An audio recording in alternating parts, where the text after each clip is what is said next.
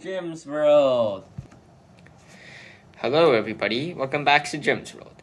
I'm Professor Jim, and today let's take a look at the complex respiratory system. I promise by the end of this episode, you'll be breathless. Here to help us understand a bit more about the system is a good friend and CEO of Air Incorporated, Bree Zane. Hello, it's great to be on the show. As the CEO of the world's biggest oxygen distributor, I have a very busy schedule, but I'm glad that I could free up some time to come over here and talk about the system that makes everything possible. I know that you had Mr. B, a good friend of mine, here last episode, and he has an essential job of distributing my oxygen throughout the body. However, in order to get oxygen in and out of a body, a whole different system is used.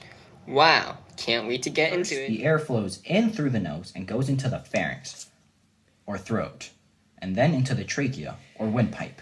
However, the pharynx is a passageway for not only air, but also food. In order to prevent food from going into the lung, which would be fatal, a flap called the epiglottis covers the trachea. This way, when you're eating or drinking, the trachea is covered. But when you want to breathe, you lift the epiglottis and the trachea is opened. All of this just to save me from my sandwich I ate for lunch? I love my body. Okay, connected to the top of the trachea is the larynx, or the voice box. From there, the air is passed into the lungs, but the lungs themselves are made up of different parts. First is the bronchi, which are two branches of trachea, one per lung. Then they break up into bronchioles, which are smaller divisions of the bronchi that end in alveoli. The alveoli are clusters of air sacs surrounded by capillaries, which, as you learned, are the location for gas exchange. The oxygen in the alveoli diffuses through the walls of these air sacs and flows into the blood as it passes through capillaries. The blood, which is carrying carbon dioxide, passes the CO2 into the alveoli. Then, when you breathe out, the alveoli gets emptied and the carbon dioxide gets pushed out. That's cool, but how do the lungs bring the air in and out? Surely it doesn't happen on its own. Well, Jim, that's when my friend the diaphragm comes in.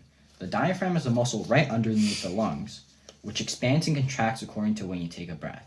That's why when you take in a breath, the diaphragm contracts, leading to less pressure in your lungs, and when you breathe out, the diaphragm expands, leading to more pressure on the lungs.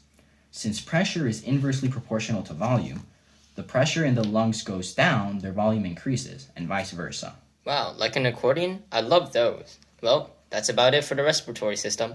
Thanks, and stay tuned for the next episode, where we interview my good friend Stu Ma.